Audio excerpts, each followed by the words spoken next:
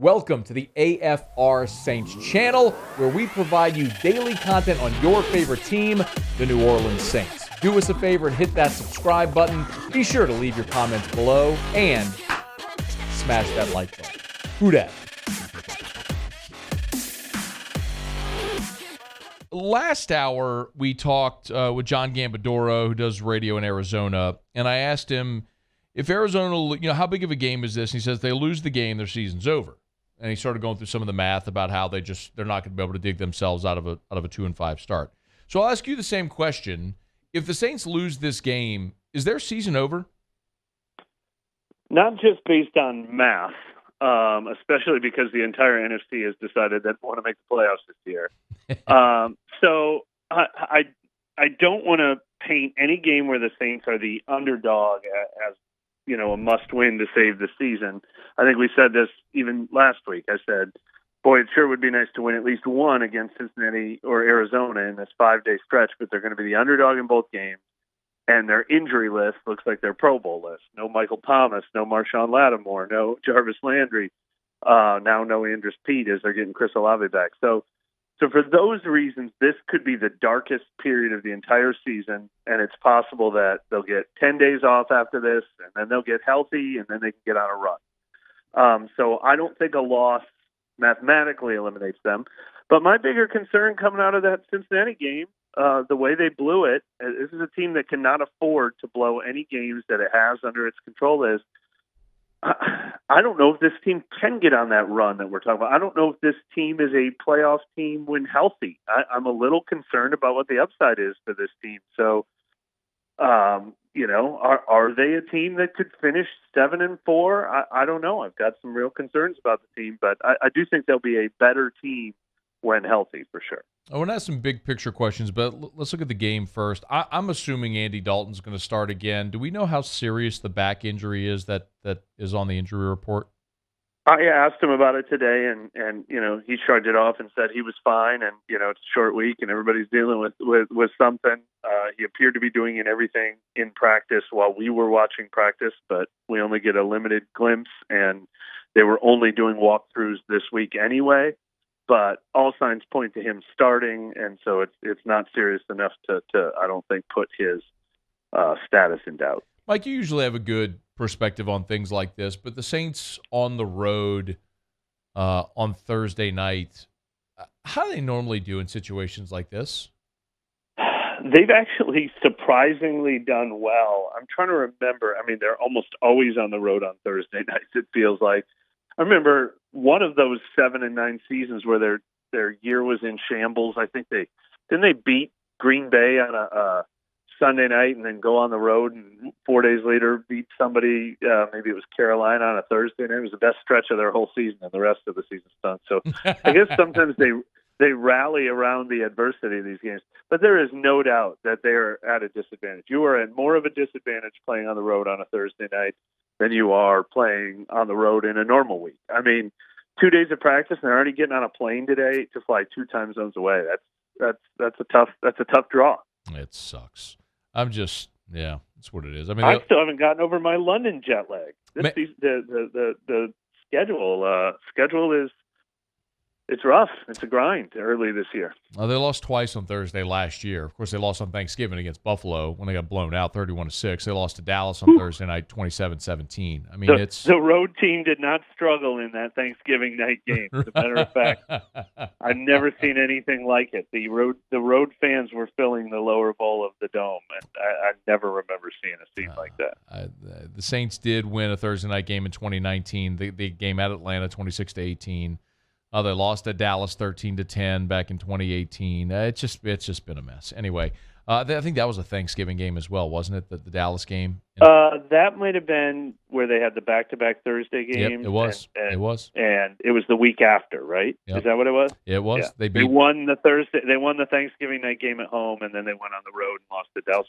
Well, I'll remember that one forever. That was when Drew Brees had like the 28 touchdowns and 2 interceptions at age 40, and it was like, oh my God, he's turned back the clock. He's going to win MVP. And Dallas was when it all started to fall apart that year. But darker times. We don't need to bring up all these bad memories. Let's not do that. Let's focus on these bad memories right now. Let's focus on these bad times that they're generating right now. Is there any reason to think that they will put it together on Thursday Night Football? Yeah, because they're playing a team that you just talked to somebody an hour ago who said their season is over if they lose one more game. The sort of struggles that Arizona is going through, it's very similar to the Cincinnati team that just came in here last week. That Cincinnati team didn't look like they couldn't be beaten, and the Saints actually blew it by not beating them, even without their top three receivers and their top cornerback. The Saints had them, and they can have Arizona too. My biggest problem is one of the Saints' biggest flaws, even when they've been healthy, even when their defense has been thriving in recent years, is proven they can defend mobile quarterbacks. And Kyler Murray's going to be a really tough guy for them to contain, especially coming off a game where the Saints looked like they couldn't tackle anybody. He's on Twitter at Mike Triplett, NewOrleans.football. Of course, courtesy of our friends over at Benny's Car Wash. Mike's with us usually every Thursday, but bumping it up a day because the Saints play tomorrow on Thursday Night Football. Mike, I look at the Saints offense, and it's been a lot of the question, right? I mean, who's going to play quarterback, all the injuries at receiver.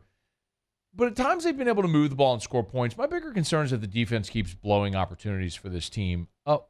What is going on there? Because, I mean, if I look at this team statistically, they're not the top 10 defense, which we have seen recently. Yeah, I think it's a real concern. Now, look, not having Marshawn Lattimore makes a lot of things worse. When he's your number one corner, then everyone else in the secondary bumps down a peg. I mean, ideally, Bradley Roby should be in the slot. Instead, they've tried out Justin Evans in the slot. They've tried out Chris Harris in the slot, and they've been getting picked on there. So that hurts. But in general, I kind of like the play of the defensive end. I definitely like the play of the defensive ends. Not necessarily the defensive tackles, but the linebackers have been great. Demarion Davis and Pete Werner, two of the best players on the whole team. So I think the front seven's been doing its job. I think the pass rush has been decent. But I think there's been real disappointing play in the secondary, and the injuries have not helped with that. It's been over the last 3 games, they've given up 9 plays of 30-plus yards, the most in the NFL. And it's so uncharacteristic, and I'm a little worried. I mean, hopefully the return of Marcus May last week, he's more of a sure tackler than we've seen from the backups. Hopefully that'll iron some things down. Alontae Taylor's going to be part of the solution this week. He's going to be back at the mix, and ideally Marshawn Lattimore is back soon. But that is the area that needs to get shored up without question. What's a realistic expectation for Alontae Taylor?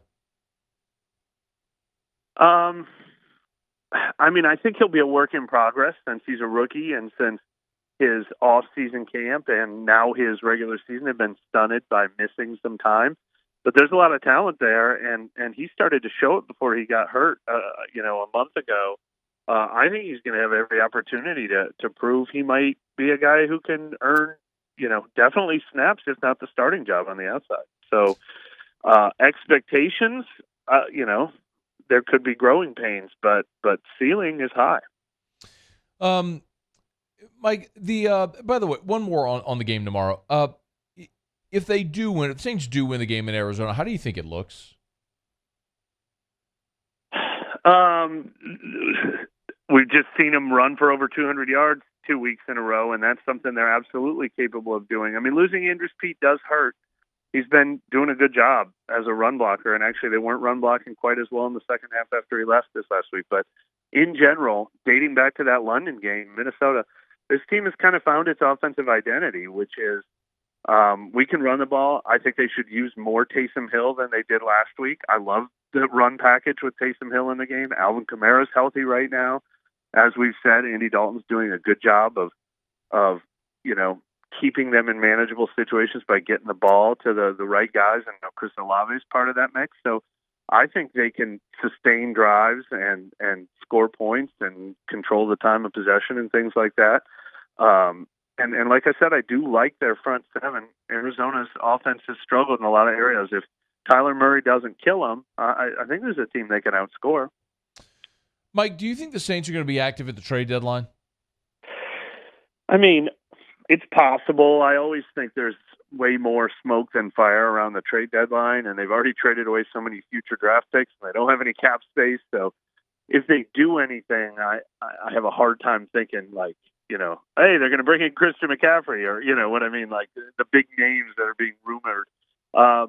But yeah, maybe something to add to their mix in the secondary, maybe something at defensive tackle, maybe depth.